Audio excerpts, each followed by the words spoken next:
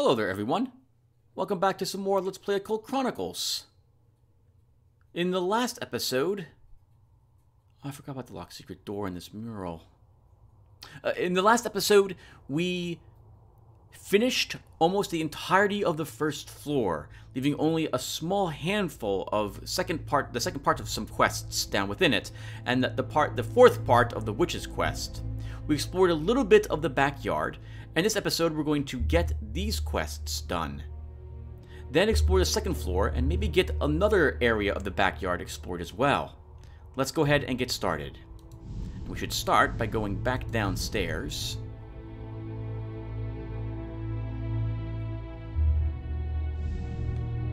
And head on over to where these quests are waiting to be completed and have been for quite some time. So we'll come back for the doll. I think that... oh, the papers we want are right here. So let's get the papers first. After we kill some cultist guardians.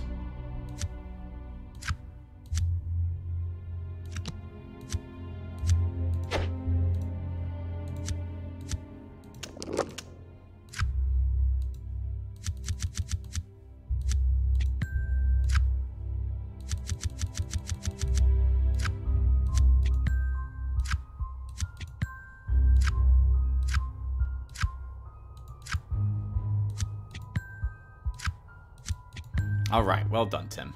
Sorry, wasn't doing a lot of talking. Nothing to say. We sliced them up pretty good. You won the battle. The cultist bodies lay strewn across the floor. Oh, there was a whole lot more that happened last episode we should talk about too, right?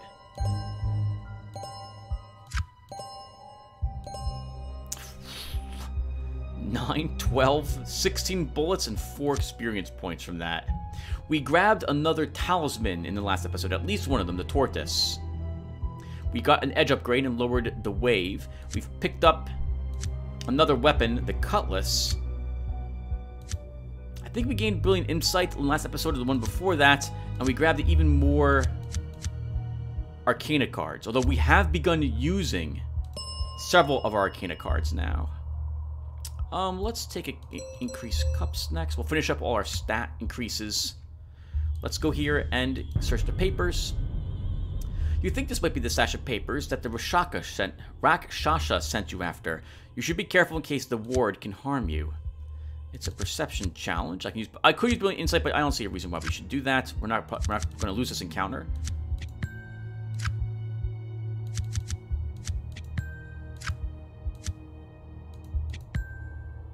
Can I we can use our glasses, so I should try to do that before we end this attempt.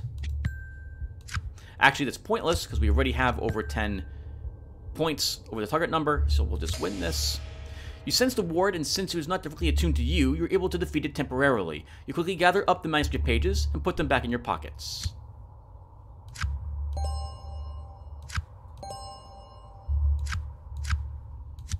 Two more experience points. There's cups finished. So... we'll begin working towards another Hyperborean spell. And we'll go over here and we'll defeat the dolls. Now the dolls are, when we defeat them, we're going to get a doll as an item that we'll need to bring back to Samara. Okay, so time to shatter them to little bits. It seems that the modifier stayed the same from the last time we encountered them, so I don't see them winning. It's an okay hand. Tons of low cards in this one. Multiple aces, 2s, 3s, but we do have 3 face cards. And since we're fighting, and I only need 1 point, I'm probably going to win this encounter. And we did. I'm going to still guess we can use our king later on in this encounter. We'll use the 5 and then use our machete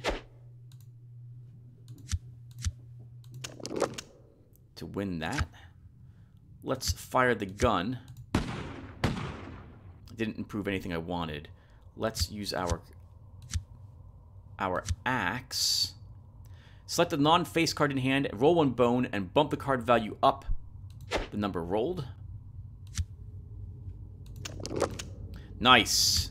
Lets us win that challenge. I can't do anything about that knight. We can take the 8 of Pentacles. Oh, I should have used the king. I forgot I even had that. We can use our cutlass, which does the same thing, I think, as our axe does. And we can use it again. Actually, there's a reason to. That lets us win that challenge.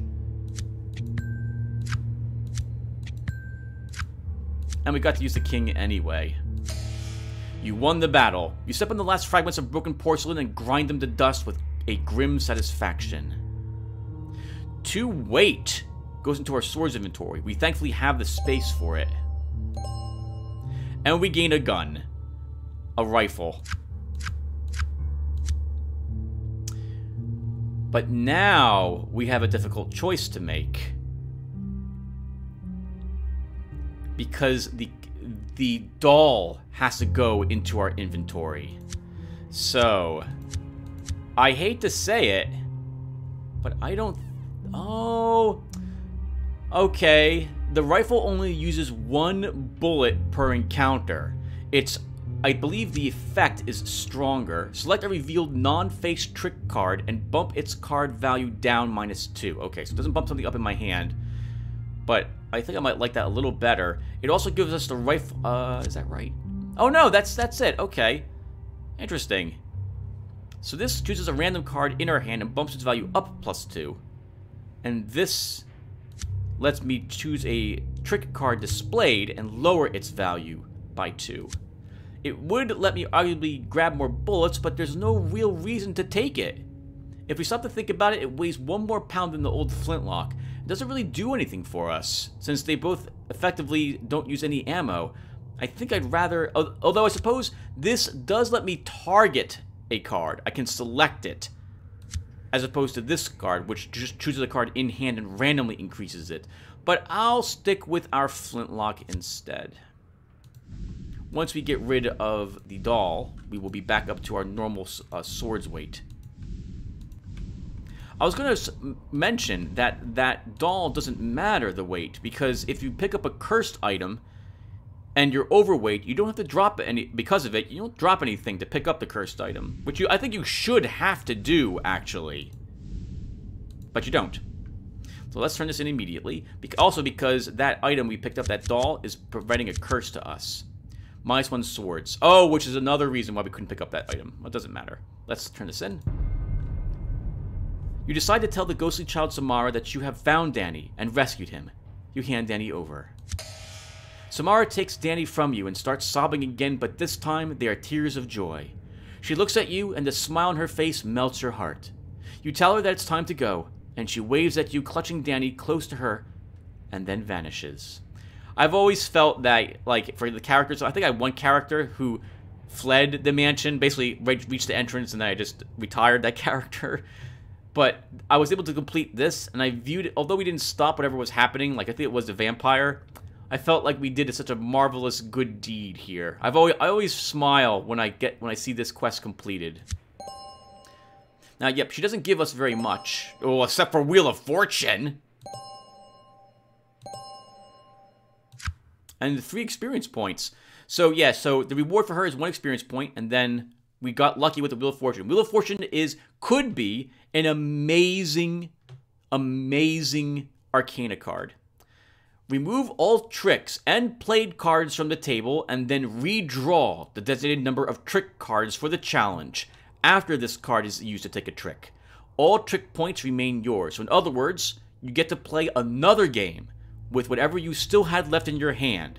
Everything that you earned, everything that was displayed on the trick cards are removed, and a whole new set is placed on the board. I tend to use it on the final challenge to give myself like 58 points or something like that.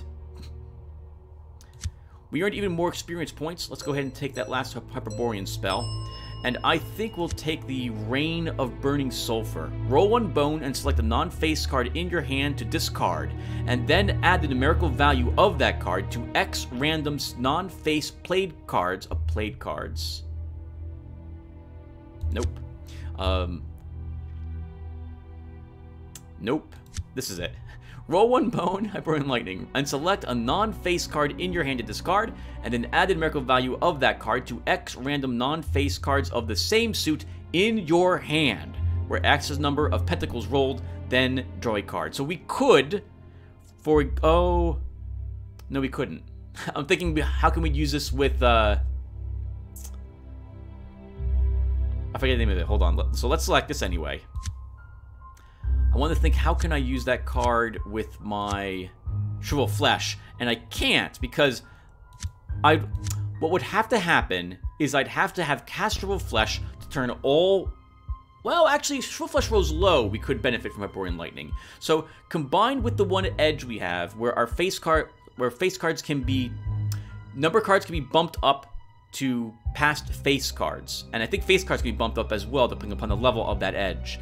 And so what this would allow us to do is, like, we could convert a bunch of cards to pages, and then use Hyperborean Lightning on another card of the same suit, discard that number card, and increase those pages even more if we could. It would be tricky to do it, though.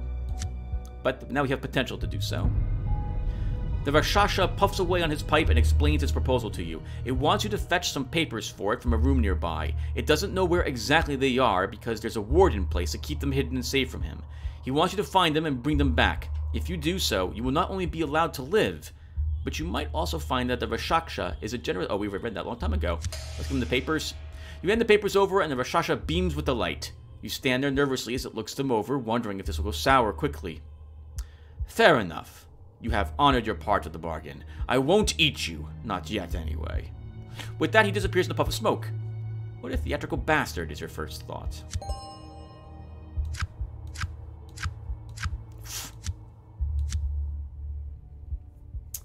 We are about to finish leveling up.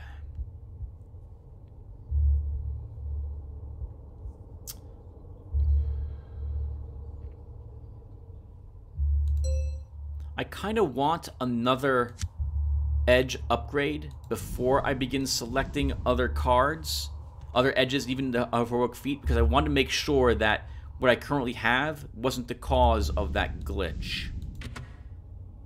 Hello, we fixed this room, I believe. The strange operating room. You hear the taps of its metal legs on the floor, and then you see it emerge from the shadows. A brain bot. Soldier slaves created by the Telos Rothi from human victims to fight their interdimensional wars. They are quick, efficient, and merciless. Nothing remains of their past humanity. The thought of it is horrifying. Your eyes wide in disbelief as you behold the human brain encased in its robot body.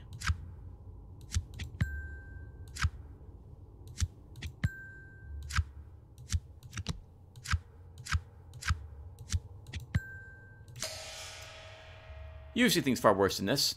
You've seen things in action, these things in action a few times before, and you are confident that you can handle yourself in this situation.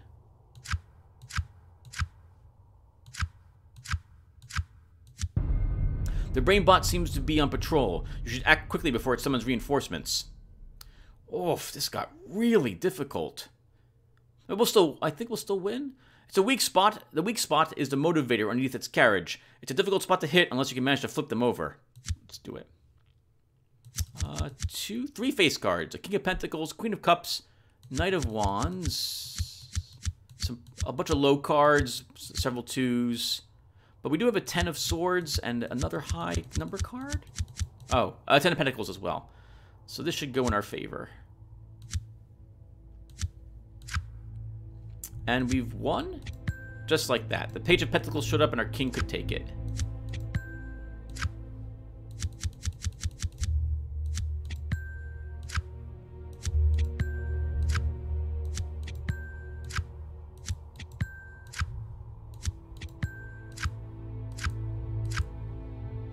Sorry for this poor thing. You won the battle. The brain bot sparks and sputters as the cerebral fluid leaks out of the brain case.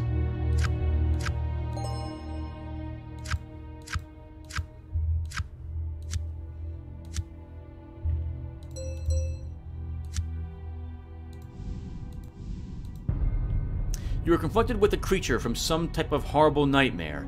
It towers over 7 feet tall and seems covered in a sticky, translucent slime. You can only describe it as a combination of a snail, cucumber, and octopus. You fight to control your revulsion. This thing is not of our world. It must be from another dimension entirely. You feel overcome with dread and a sickening revulsion. Your eyes wide in disbelief as the strange creature turns to look at you.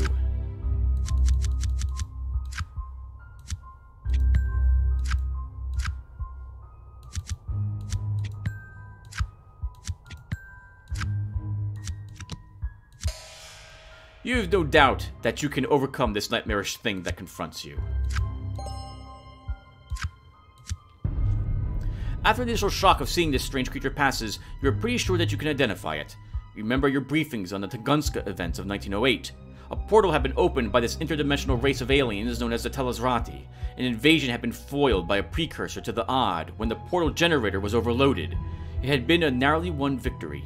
An interdimensional war had followed. This creature must be on a mission to prepare a bridgehead. You can see that right now, it is in the process of creating yet another brain bot. An unfortunate victim is strapped down to a dissecting table, even now. One thing that you're pretty sure of is that these things can bleed.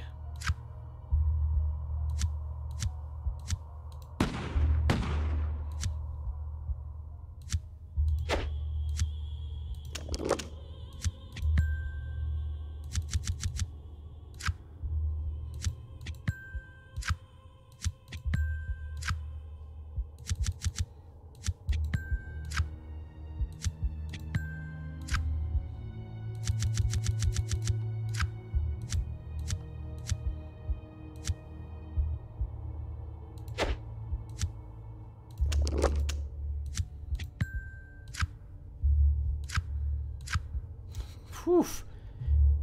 Having all the use of these weapons now and having so many of them is really going to make this much easier for us. The creature is mortally wounded and crumples down in a gelatinous heap.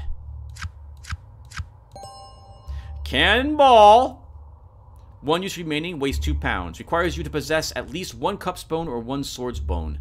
So we can, in combat, let's keep going, Tim. Oh my god, I don't think I haven't seen this picture in so long. Because this encounter was messed up for years because of my bad modding skills. You can now get a view of what the Telesrati was working on, and it's truly horrifying. A human victim lies strapped to the table with the top of his skull removed. The brain has been transported to a holding dish and was in the final stages of being placed into a brain bot. You note that the body has been taken off its life support and appears to be dead. There will be no going back, even if you had the surgical skills to reverse this. You notice that the Telesrati was in the process of hooking up a simple voice module to the brain panholder. If you complete the circuitry, you might be able to talk with it.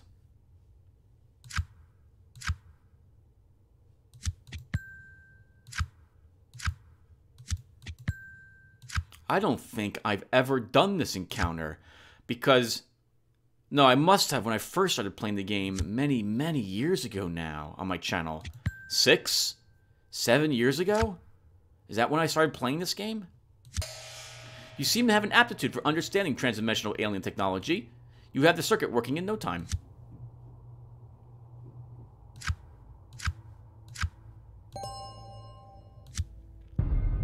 The circuit buzzes to life, and you can talk with the victim. It wants to die, but it also wants revenge. It thanks you for stopping the operation. It can't really sense everything that is going on, but it felt its tormentor die. Its name was Professor Mackin, and it was developing a rocket fuel for the Cancor Corp. His team was ambushed when they followed the strange energy signal that led them to this house. Professor Mackin wants you to find and kill the Telesrati leader who is somewhere in the house. His name is Zur. Kill him, and then return with the news so that he can die knowing he was avenged. Okay, so instead of powering down the portal generator, we need to find and kill one of these guys instead, huh?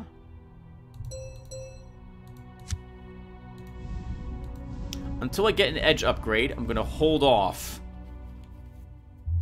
on taking another upgrade of any type from this. And assuming the edge upgrade works, I will then save the game and back up my save game file. I used to do that all the time when playing this game. I would save the game, go and back up the same game file, just in case something critical, like some critical error happened, as we saw before. But I've stopped doing it because I have had no real crippling problems occurring for some time. Apparently I should always be doing so, though. We have 3 face cards, a Queen of Pentacles, a Knight of Cups, and a Page of Cups. We have some decent number cards, and not too many low ones, so this should be kind of easy for us.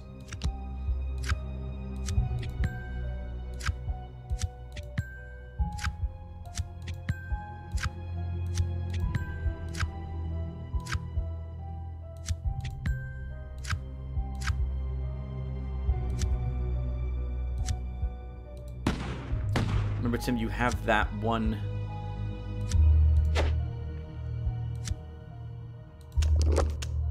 You have that cannonball. We might want to just drop that.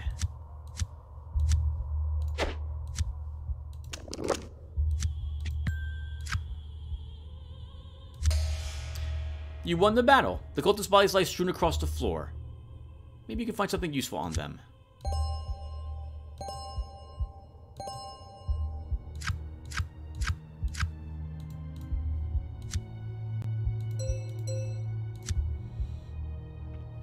Okay. Cannonball. Can be used only once. Item removed from inventory after last use. It gives us an option for doors and reinforced doors to -4 to their target level to help us destroy them. We can only do that once, then it's gone. We have light it and roll it. Convert all aces and deuces in hand into pages of the same suit. Oh, that's interesting. We'll hold on to it. We might use that for a bad encounter. You see rows and rows of books.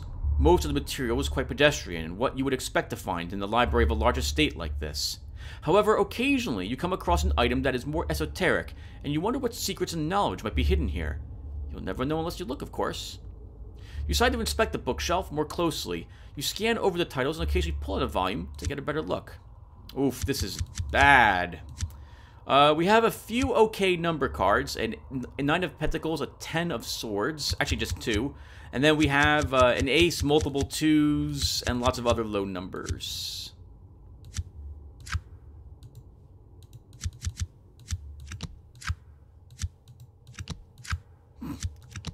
The only thing showing up on the trick table are face cards. Every single trick was a face card, and we had none in our hand. I don't think I've ever seen this before. We failed by 7 points. Your search comes up empty.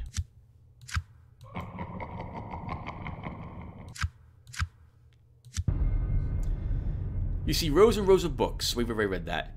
You decide to inspect the bookshelf. Oh, we can keep doing this?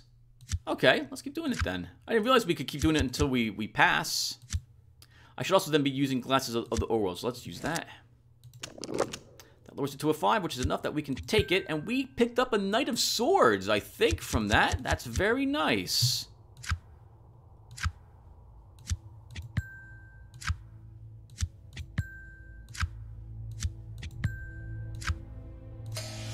Your eyes come to stop at the spine of a very old book. You carefully pull it out of the stack. Yes, this is what you've been searching for.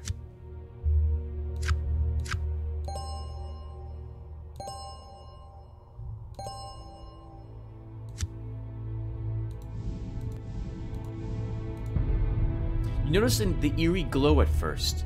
There is a large vase set on a pedestal. The opaque glass base is topped with a chimeric lid that is marked with strange runes and glyphs. As you observe the vase, a face materializes within it. It swirls around the inside, locked in a horrific silent scream. The face in the vase is truly disturbing. You can't actually hear it scream, but the expression invokes an overwhelming urge in you to scream as well.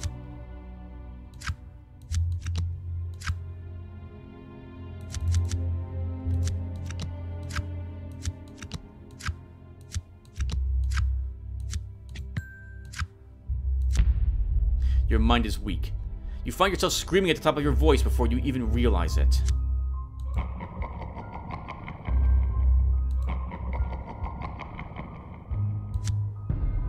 The face swirls around the interior of the vase, illuminated from within by a ghostly blue energy. The silent scream still echoes in your ears, or perhaps only your imagination. You recognize the vase's construction and the runes etched along its lid. This is a spirit jar, its sole purpose to bottle up and slowly leech off energy from powerful beings. You should proceed with caution. This is the child that the ethereal woman in the mirror is seeking. You decide to use the release incantation that was taught to you to free the child.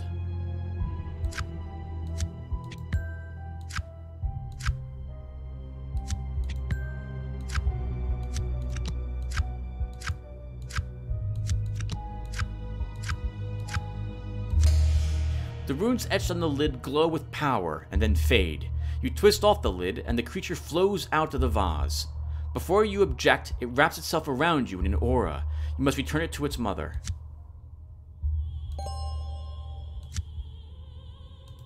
As you can see, we lost 6 sanity right there, but we could have lost even more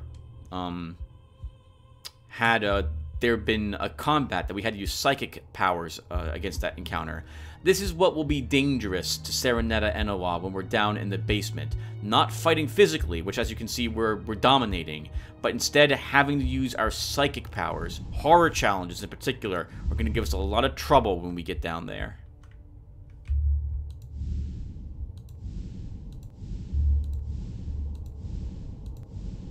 Do you want to search for another clue token? How many clues do we have? Only 4. There should be another on the 2nd floor and or in the attic.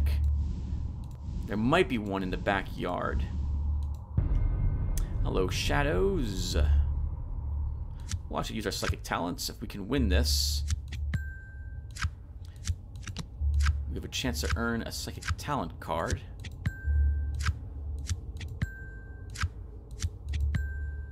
At the end of it. Take that. Shadow's courage. Very nice. Nice. Very nice. 9 courage. That is wonderful. Let's take a bunch of it for all my heroic feats. I have not been using the heroic feats mostly because of how low some of their courage was. That's going to make this much easier for me to actually stop and use them. Like, I will start using them a little more often now. There's our clue token, +2 draw bonus. Another piece of the puzzle comes in the form of odd chanting that occasionally is heard softly coming from below.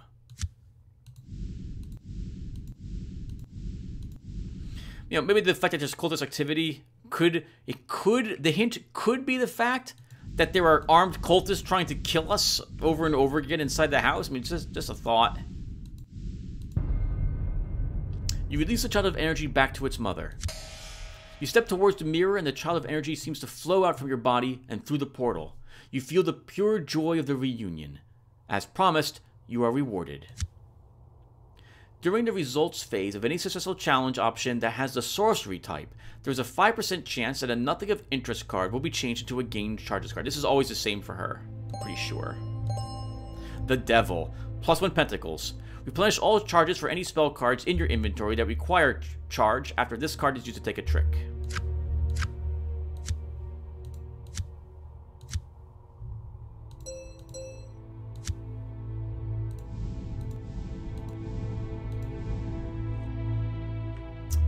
And that's all for the 2nd floor, everyone.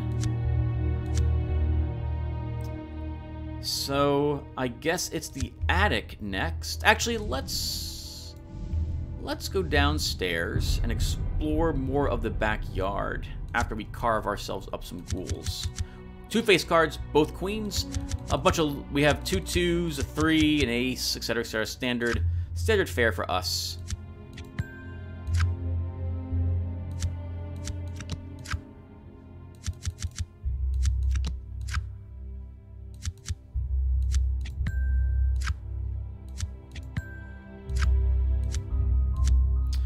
At this point, we might as well try getting more points. Didn't target our ace with the gun. That will let us take the 4.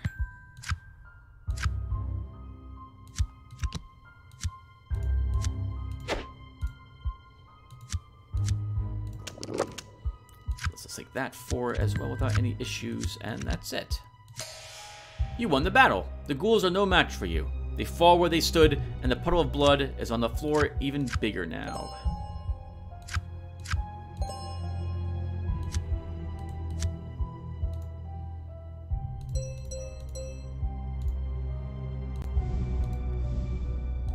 I'll save the game as well.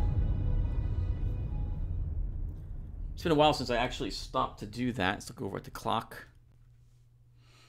12:15, November 1st. 12:15 in the morning. 12:15 a.m. Good morning, everyone. Okay, we want to go all the way over there. Thankfully, the second part of the witch's quest is right next to them, so I don't have to worry about if I'm going into the wrong area by walking over here and exploring this wrong area.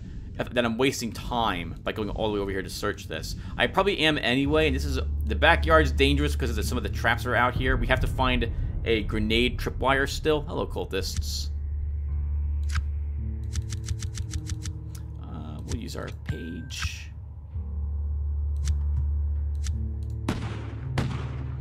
Okay, so let's actually use the axe on the ace. We can get 5. We're very close now. Use the cutlass on that 5. We can get a 10. That takes that card. We will use the cutlass again. We'll play the 7. Then we can use the machete.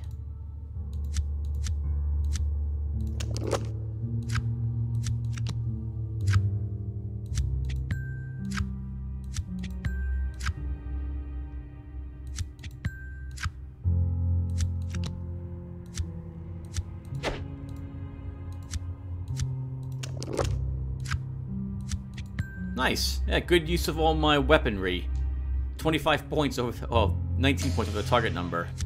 I really should just give up at this point.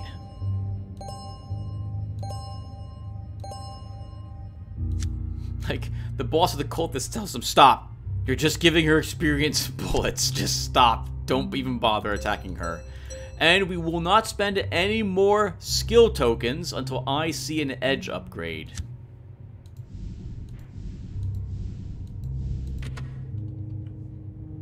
Okay, so remember that child we fought? I think we fought it with the 2 Sarahs ago. I'm pretty sure that tends to be in this room, the stables. It's also a huge room to explore.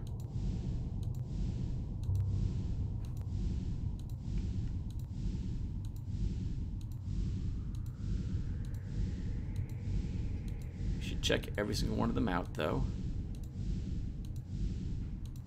It's a good thing we're not playing story mode. This would have been so difficult had we doing so. And the child of the woods, the child of the goat of 1,000 young, is not actually in there. Well, we're right here near the other outdoorsy area, so let's go ahead and investigate this spot as well.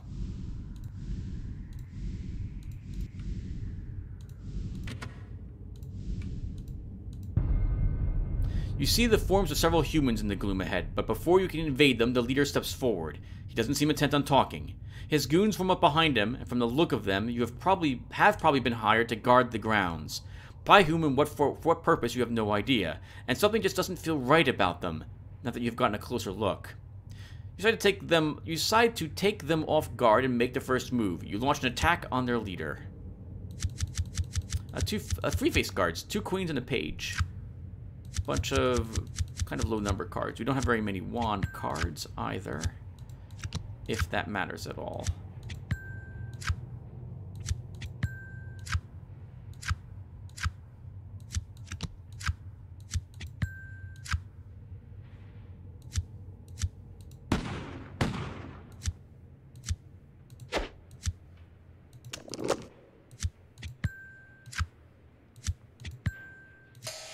You take care of the leader, and the group falls apart. Looking over their bodies, you can't find any identification.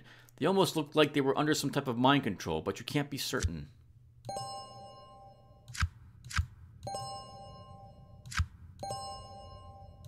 Max life. Hello, Fountain. What's in you? I think a giant snake generally shows up here, if I recall correctly. 3 encounters out here. Okay. Let's choose door number top. You see the cold eyes reflecting light in the darkness, and you stop on your tracks. Soon the rest of the creature comes into focus, and you stand there amazed at the size of it. Snakes. Why did it have to be snakes? Or in this case, one very big one. Your eyes wide in horror at the pile of bones that the snake sits upon. This thing is a killer, And you are right to be afraid. I guess we're having some sort of creature moot. All the encounters that are out here.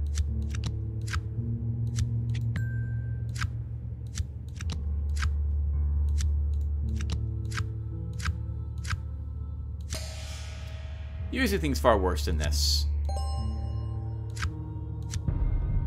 You've read about specimens like this in the old case files on the Fawcett Amazon expeditions, but you never thought you would see one.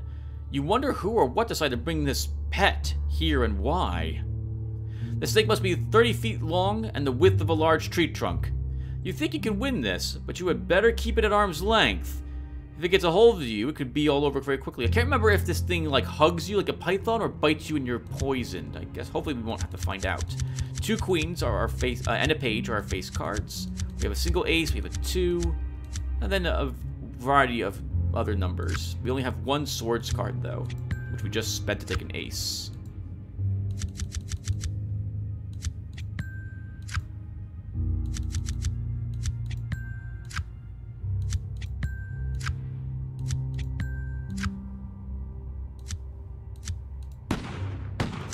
Nice. Fun. Look, I actually targeted our wands card. Very good.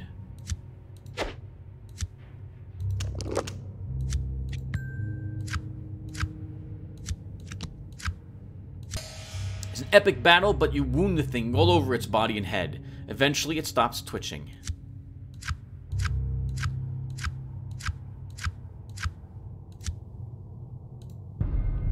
You're confronted with the creature from some type of horrible nightmare. It towers over 7 feet tall and seems covered in sticky translucent slime. You can only describe it as a combination of a snail, cucumber, and octopus. You fight to control your revulsion. This thing is not of our world. It must be from another dimension entirely. You feel overcome with dread and a sickening revulsion. Your eyes wide in disbelief as a strange creature turns to look at you.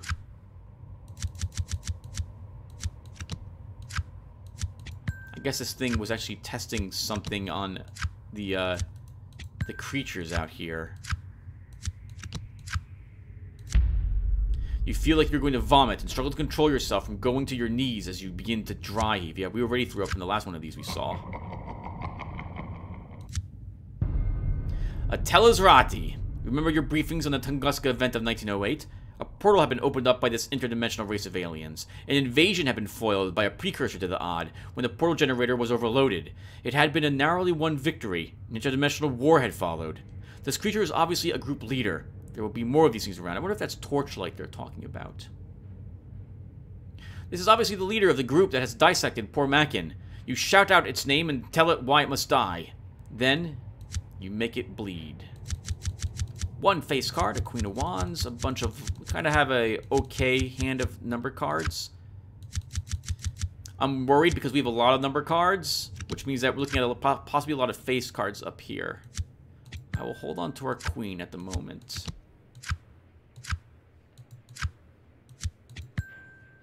We played it right. And as I thought, we're getting tons of face cards up on the trick table.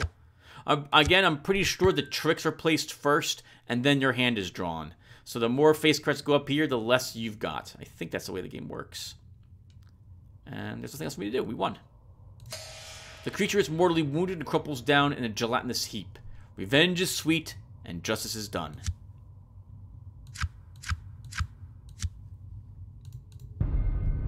You see only the slightest movement of the tentacled limbs. Camouflage against its background, it springs its trap. The creature is a sickening mound of flesh, appendages, and oozing slimes. This is one of my favorite pictures from this game. This thing actually does look pretty horrifying. I like this one. You're caught off guard, and the smell of the creature is overwhelming as well.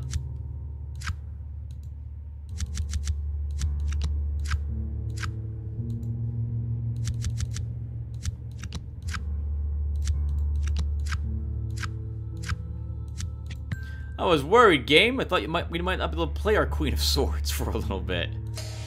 Usually things far worse than this. The creature seems to be covered in small mouths, each lined with razor-sharp teeth. You recognize it as some member of the Shambler species that roams the plateau of Lumara in another dimension. A sorcerer of some skill must have summoned it here. So I'm guessing that the Telesrati were helping the cult create portals to bring things through from other dimensions. This must have been the idea that they had to summon whatever evil, horrific, tentacled one is they're trying to summon down below into our world. It hails from another dimension, but it has a physical body. Surely it can be destroyed.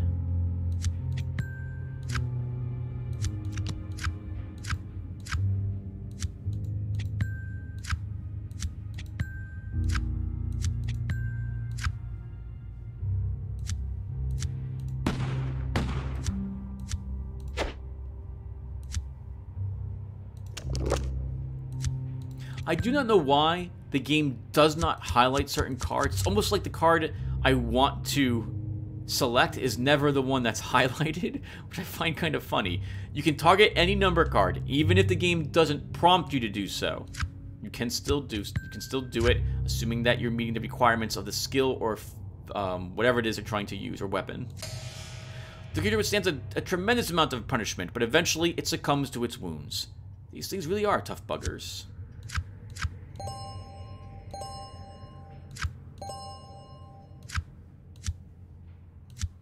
Okay, we're not spending any experience points until I see another edge upgrade.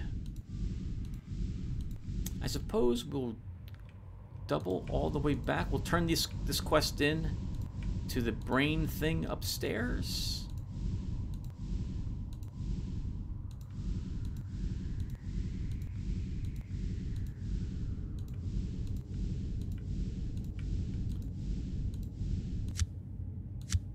Then we'll turn the witch's quest in.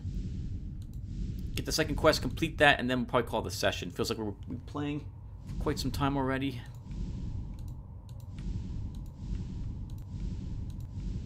Yeah, we want to explore the attic. The robot will be up there. Then we'll finish Laszlo's quests. It's fun to complete every single quest. I think we'll try to do that down in the basement as well. You decide to tell the brain of Professor Mackin that he has been avenged, and they quickly put him out of his misery. You tell the professor of how you killed the Talisrati, and that you made sure it understood that you were free and would have the last laugh. You don't have any way to put the brain to sleep, so you unplug the brain tray and smash the brain with one quick bludgeoning blow. It was quick and painless at least.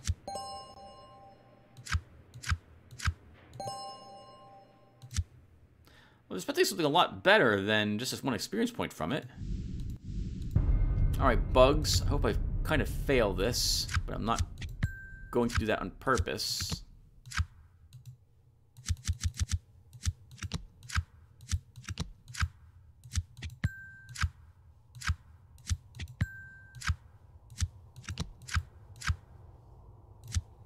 And we do win anyway, so we're past the insects. I just didn't feel like walking all the way around to get to this other side of the mansion. Hello, ghouls. We've killed so many of you already. We have a great hand. I see at least 5 face cards staring at me already. We have a page as well. I guess we should probably pay the page for more points.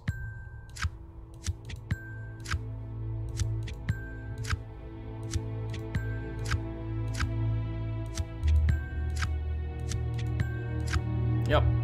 Well done. Courage. Awesome. Give me more of that. That sweet, sweet courage.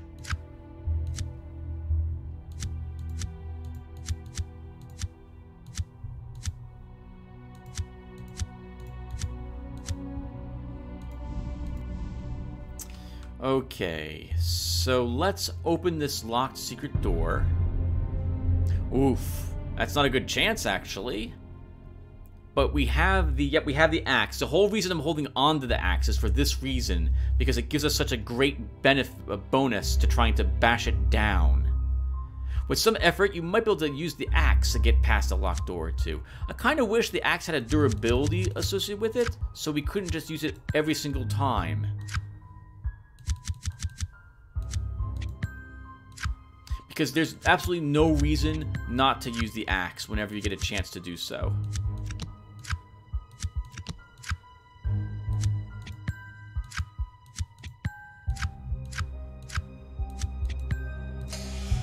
Batter down the door. So much for it being a secret. The way lies open now. Nice, I think we're up to now 2 luck. Where are you, sorcerer? You were completely surprised by the sight of a sorcerer, priest of the tentacled ones. It's a sorcerer of some sort, and already swirling red balls of power forming up within his grasp. Okay, move on. You have heard stories of such creatures, but the sudden appearance of one has sent you teetering on the brink of panic. The taint of elder alien gods permeates this place, and the horrific nature of the sorcerer priest is enough to send even a grizzled odd agent running away in terror. I don't know if I'd call Serenata grizzled. Experienced. It's a kinder word for the females. You have kept your sanity. You've had a few brushes with squiddies, and they don't frighten you in the least. That's why we're here, actually. To kill it. I'm getting experience points from horror checks. That's interesting. The sorcerer priest isn't even stopping for pleasantries. You are an intruder, and it intends to cleanse you from its temple as quickly as possible.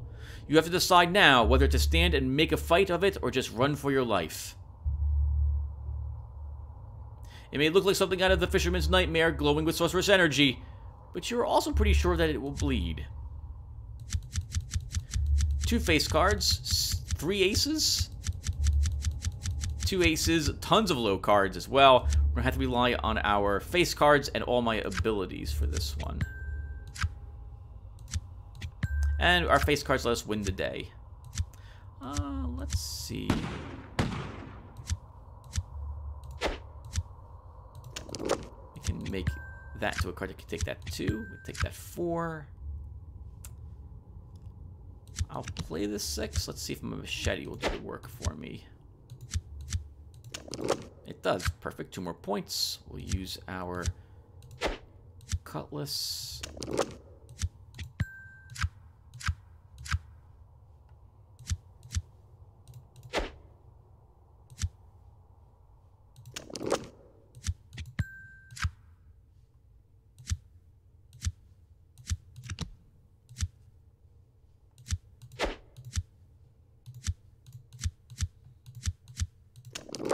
Okay.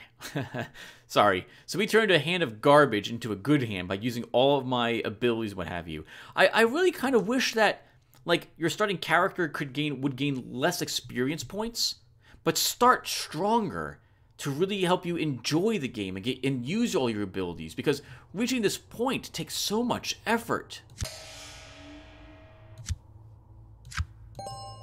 Justice! I was hoping I'd find you.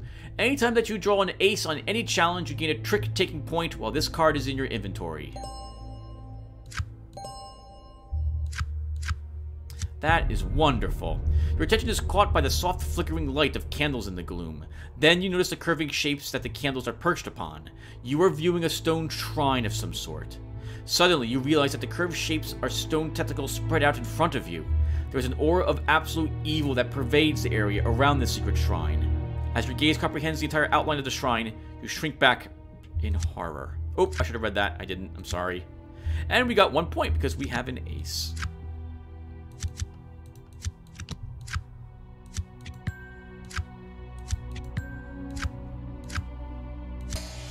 You've kept your sanity. You recognize the tentacle delusion for what it is and shrug off its attempt to deceive you.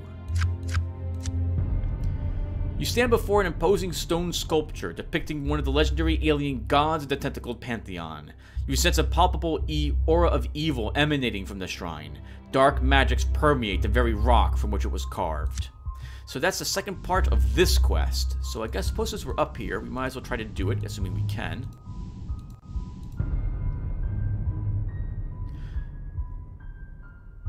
Oh, we can't actually... I guess we need more wands in order to actually understand it. Because we can only deface the mural. We'll leave it alone at the moment then, and come back for that before we go down to the basement. Come on, zombies. There you are. Okay. We have no real... Okay, we can do this. So let's play our flintlock first. I don't know what that increase at all. So let's use our axe on our 7. And then we go flip this card and take it. Hello, King of Wands. We can't do anything about it. You can have our ace, though.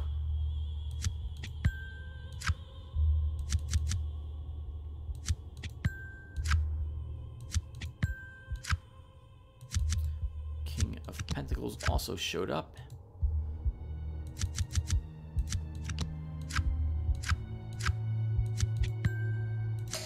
You won the battle. Didn't win it by 10 points, though, so we're only going to get 6-card draw. Not that that really matters at this point in the game. Actually, it does. It matters a lot, because we want sanity. We want to recover sanity somehow.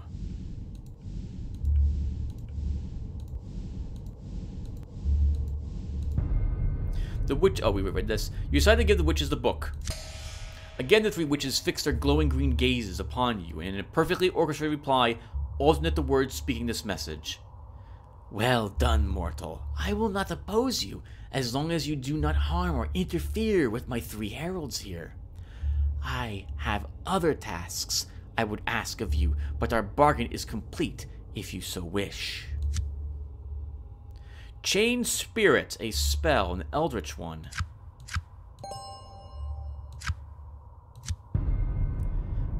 Double toil and trouble, fire burn and cauldron bubble. The 3 Cenarian I can't pronounce that. Witches continue their ritual. You sense that the presence of the Horned God has grown stronger. You step forward and try to bring the 3 Cenarian witches out of the ritual chant, which they now seem to have begun.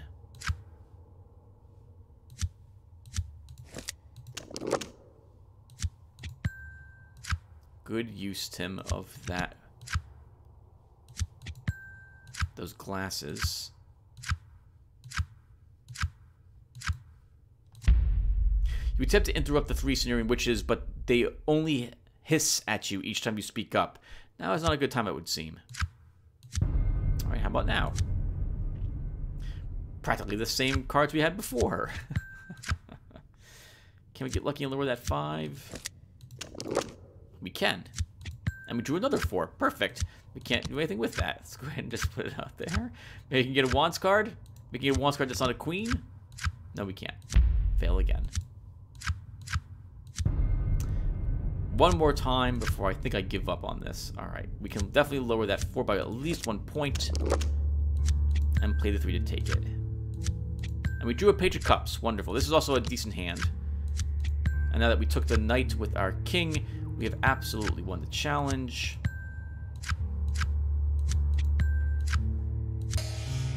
Good, mortal.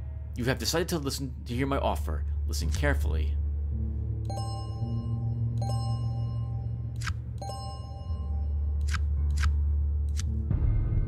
Once again, the 3 Cenarian witches stop their stirring and chanting and lock their glowing green gazes upon you. This time they speak in unison. A herald of another god slumbers here, the Green Man, Pan's herald, and intends to stand in your and my way. Dispose of it for me, and you will be rewarded. Let's take a look at that Chain Spirit. Used, when is it used? Sorcery Battle Psychic. Psychic! Roll 1 bonus, select a revealed non-face trick card and swap it with its matched playing card. Then draw X cards, or X number of pentacles rolled divided by 2. I really like this. We can use this in Psychic Challenges? That's fantastic.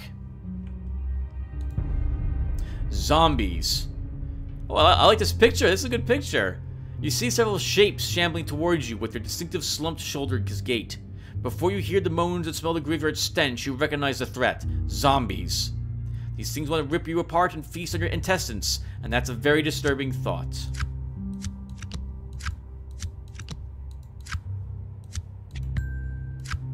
We drew 3 aces? 2 aces, okay, because I saw 3 points down here, I thought. No, it was 2 points. We had 2 points here? Ace of Pentacles, Ace of Wands. That's it, okay, yeah, just 2. No, 3. We had 3. We drew the Ace of Swords as well. This is one of the reasons why I really like Justice. Like, if I was designing the game, I would start the player with a choice of equipment or some more equipment for the character, and give them a choice of a single Arcana card when they start the game as well. It would help. It would be very powerful, but it would also get them out of a really bad situation they might find themselves in the early game, which happens very frequently. Your mind is strong. You see things far worse than this.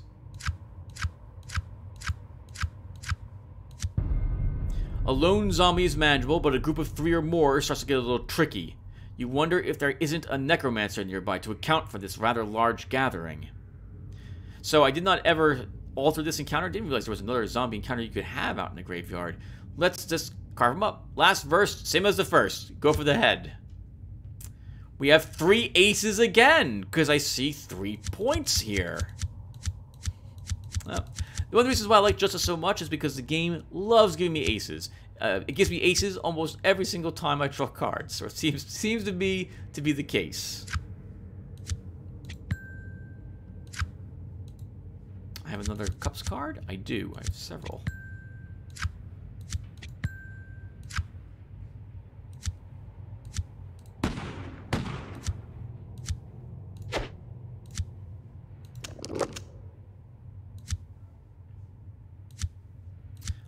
We'll try a machete with the 3. I mean, we've already won, so this is just for flourish. Was just barely enough. I see the 8 of wands. I have no more wand cards.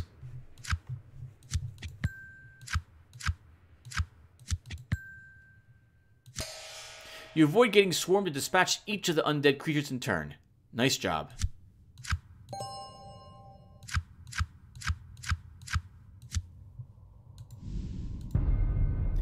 Okay, so we have to just defeat it.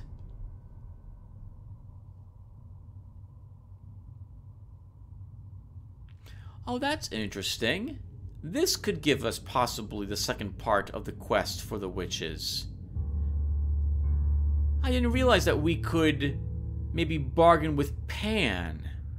I've never done that, and I wasn't intending to do that now either. I wanted to go talk with Fall from Grace, which I know she's the 3rd part of this series.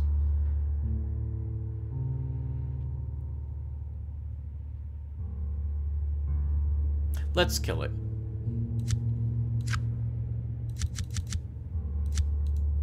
And it's done.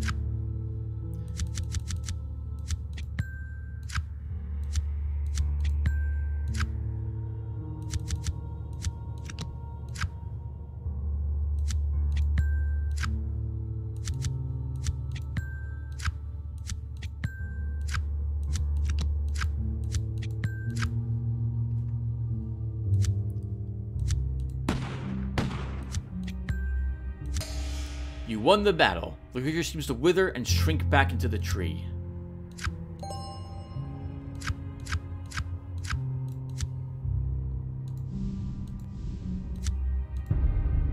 You decide to tell the witches that the Green Man, the Herald of Pan, has been dealt with. Again, the 3 witches fix their glowing green gazes upon you and in perfect orchestrated reply, alternate words speaking this message. Well done, mortal.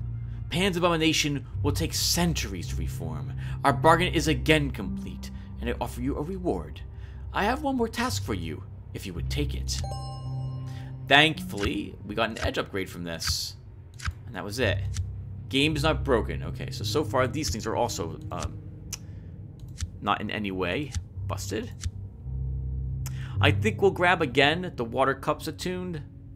Maybe I don't need actually to go this far into this if I stop to think about it, because we're probably not going to fail very many trap challenges.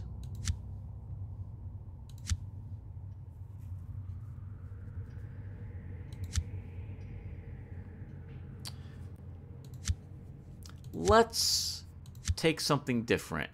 Let's grab a point and sense danger. It will let us scry another card for our trap challenges. The 3 Syrian witches continue the ritual. You sense that a looming manifestation of the Horned God might be near and begin to wonder whether you should be around when that happens, even if it has aided you and held up as part of the bargains. You step forward and try to bring the 3 Syrian witches out of the ritual chant, which seems to have consumed them in a blinding frenzy.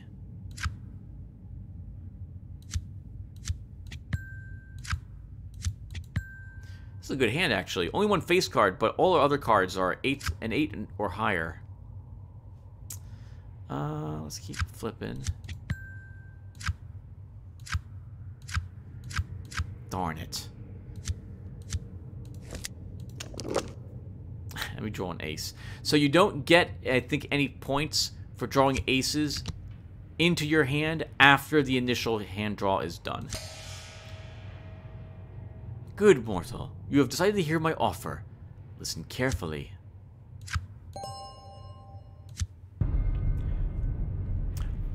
Once again, the Feasting witches stop their stirring and chanting and lock their glowing green gazes upon you. This time they sing in a chorus. Glory to the Horned One. Blessed be the children of the Horned One. Bring us life, death, and rebirth. The singing stops and the Horned One speaks clearly in your mind. Bring me the head of the sister who is lost. She must be a witness. You think you understand what is meant.